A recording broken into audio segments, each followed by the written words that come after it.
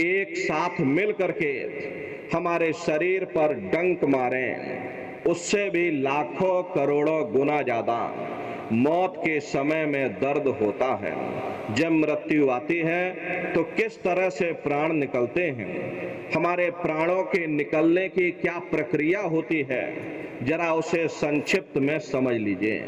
सिमटत भास श्वास उठ जावे और प्राण पति जम सिमट समावे। उस समय हमारी श्वासें रुक जाती, शरीर की चेतना पीछे की तरफ सिमटने लगती, तो सबसे पहले गुदा चक्र टूटता है, क्योंकि गुदा चक्र में पृथ्वी का वास होता। गुदा चक्र टूट करके ऊपर इंद्रिय चक्र में समा जाता। इंद्रिय चक्र में जल का वास होता, यानी जल ने पृथ्वी को घोल दिया। फिर जब इंद्रिय चक्र टूटेगा तो ऊपर नाभि चक्र में समा जाएगा। ये नाभि चक्र में अग्नि का वास होता, यानी अग्नि ने फिर जल को सुखा दिया। ये नीचे से सिमटाव होता है, नीचे से ऊपर की ओर सिमटाव होता, पैरों के तलवे से लेकर के ये सिर की चोटी तक सिमटाव होता। फिर जब ये नाभि चक्र टूटेगा तो ऊपर हृदय चक्र में समा जाएगा। हृदय चक्र में वायु का वास होता, यानी वायु ने अग्नि को अपने में समाहित कर लिया और इस तरह से वायु आकाश में उड़ गई। ये आंखों की पुतलियां ऊपर पलट जाती हैं, मुंह खुला का खुला रह जाता। जब यह कर्म कलाय उपजावे और बुद्धि सुरत की आन दबावे, जब यह जीवात्मा पांचों तत्वों को लांग करके जल पृथ्वी अग्नि वायु आकाश पांचों तत्वों को लांग करके ऊपर आती है, तो काल दाढ़ में आन दवानी और जब ढरके नैनन से पानी। जब काल अपनी दाढ़ में दबाता है उस समय नेत्रों से पानी निकलता, इंद्रियां टूट टूट करके चकनाचूर हो जाती, सब रिश्ते नातेदार खड़े रह जाएंगे, डॉक्टर वैद्य और हकीम सब घेरे रह जाएंगे, लेकिन उस समय आपकी कोई मदद नहीं कर पाता। यमदूत आते हैं, प्राणों की डोरी को तोड़ देते हैं और जीवात्मा को खींच करके इस शरीर से बाहर कर दिया जाता। जैसे ही जीवात्मा शरीर से अलग हुई, ये शरीर हमारा मिट्टी हो जाता। अरे इस मिट्टी को ले जा करके शमशान भूमि पर जला करके राख कर देते। हमारा आपका नाम, हमारी आपकी जात बिरादरी, ये रुतबा, ये शानो शौकत उसी शमशान भूमि पर जल करके खाक हो जाता। ये कहानी हमारी आपकी यहीं समाप्त हो गई। लेकिन उधर देखो क्या होता, तुम्हारी जीवात्मा को ले जा करके ऊपर धर्मराज की कचहरी में पेश कर दिया जाएगा। वहां पलक झपकते ही तुम्हारे अच्छे और बुरे कर्मों का हिसाब किताब हो जाएगा। धर्मराज तुमको सजा सुना देंगे, ले जाओ इनको फलाने नरक में डाल दो, क्योंकि मैंने इनको मौका दिया था। जब ये माँ के गर्भ में उल्टे लटके हुए थे, सिर इनका नीचे था, पैर इनके जब ऊपर थे, उस समय इन्होंने मुझसे प्रार्थना की थी कि हे मालिक, अब प्रभु कृपा करो हुई भांति और सब तज भजन करह दिन राती। कि हे परमात्मा, इस बार हमको मौका दे दो, हमको मनुष्य शरीर दे दो, हम भजन करेंगे, भक्ति करेंगे, हम अपनी जीवात्मा का कल्याण करेंगे। तो मैंने इनकी प्रार्थना को स्वीकार कर लिया और इनको मैंने सुंदर सा ये मनुष्य शरीर दे दिया और कह करके मैंने भेजा था कि भाई ये मनुष्य शरीर ये किराए का मकान है, ये तुम्हारा अपना नहीं है। अगर ये तुम्हारा अपना होता तो हमेशा तुम्हारे पास रहता। ये तुम्हारा अपना नहीं, ये मैंने तुमको कुछ समय के लिए किराए का मकान दिया है। हाँ, तुम अपनी जीवात्मा को मेरे किराए के मकान में बैठा करके उस मालिक की भक्ति करके अपनी जीवात्मा का कल्याण करा लेना। मैंने कुछ समय के लिए तुम सबको ये किराए का मकान दिया और जब समय पूरा होगा तो मैं अपने सिपाहियों को भेजूंगा और उस समय पर तुम मेरे किराए के मकान को खाली कर देना। लेकिन इतना ध्यान रखना कि जैसा साफ सुथरा मैंने तुमको ये किराए का मकान दिया है, वैसा ही साफ सुथरा तुम मुझको वापस लौटाना।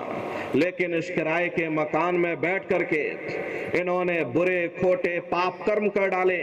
मेरे किराए के मकान को इन्होंने अपने कर्मों से गंदा कर दिया, इसलिए कर्मों की सजा इनको मिलेगी। ले जाओ, इनको फलाने नरक में डाल दो। अरे महात्मा कभी झूठ नहीं बोलते।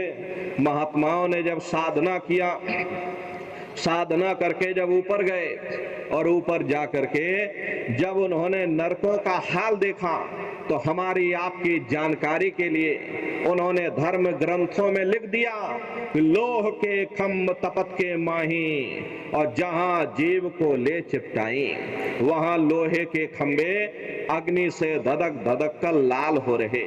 ऐसे खोटे जीवों को उन्हीं खंभों पर लिटा दिया जाता।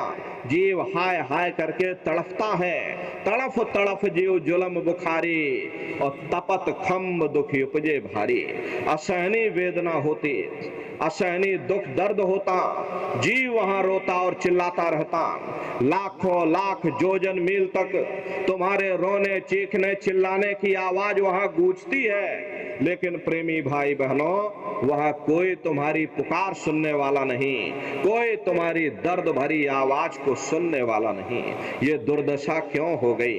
क्योंकि हम लोग मनमुखी हो गए, मन के कहे पर चलने लग गए, मन के कहे पर चल करके बुरे खोटे पाप कर्म करने लग गए।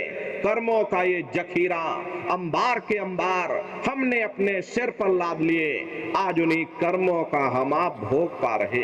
अरे महात्मा कहते हैं कि नर के अनेक नियोर हैं, कहाँ लग कहूं बखान, दुख भोगते यह जीव जो जाने जो भोग समान।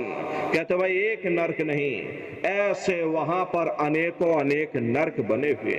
गरुड़ पुराण में 36 प्रकार के नरकों का वर्णन किया गया। कुंभी नरक निदान्य है, पड़े जीव जग जाए, सिर समेत डूबा रहे, और सदा नरक के माही।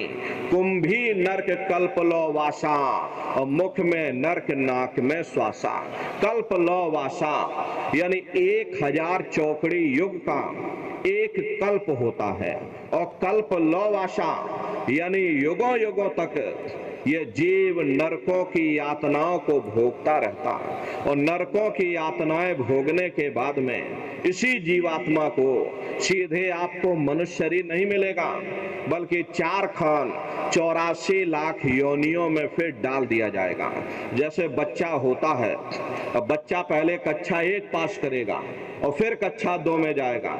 ऐसे ही प्रेमी भाई बहनों, वहां पर भी पूरा चैनल बना हुआ।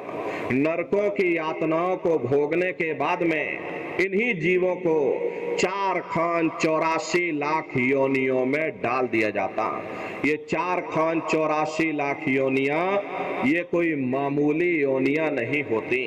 4 खान का मतलब होता है अंडज पिंडज उपमज स्थावर, ये 4 खाने होती हैं। पहली श्रेणी पेड़ पौधों की आती हैं जिनके अंदर पानी का तत्व मौजूद होता है।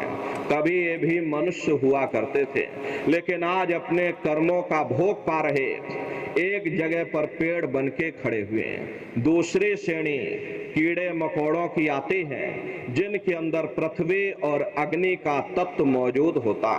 तीसरी श्रेणी पंछियों की आती, चौथी चौपाए जानवरों की आती, और 5वीं स्वयं इंसान की आती है जिसके अंदर 5 तत्व जल पृथ्वी अग्नि वायु आकाश 5 तत्व मौजूद होते। प्रेमी भाई बहनों, ये 4 खाने हैं, इनकी अलग अलग कुल 84 लाख योनियां होती हैं। अब आप पेड़ पौधों को देखिए, तो छौकर का पेड़ अलग है, नीम का पेड़ अलग है, अशोक का पेड़ अलग है, पीपल का पेड़ अलग है। ऐसे ही अलग अलग प्रजातियों के कीड़े मकोड़े, अलग अलग प्रजातियों के पशु पंछी, कुल मिलाकर के 84 लाख योनियां हैं। हम दुनिया के जीव नरकों की यातनाओं को भोगने के बाद में इन्हीं 84 लाख योनियों में डाल दिए जाते हैं। मामूली कष्ट नहीं होता, अरे हमको आपको गर्मी लग गई तो हम लोग देखो छाया में आ गए, सर्दी लग गई कंबल रजाई ओढ़ लिया, और भूख लग गई रोटी खा ली, और बीमार हो गए तो अस्पतालों में चले गए, अपना अपना इलाज करवा लिया। लेकिन देखो इन जानवरों को, क्या गर्मी, क्या सर्दी, क्या बरसात, एक एक रोटी के टुकड़े के लिए बेचारे दर बदर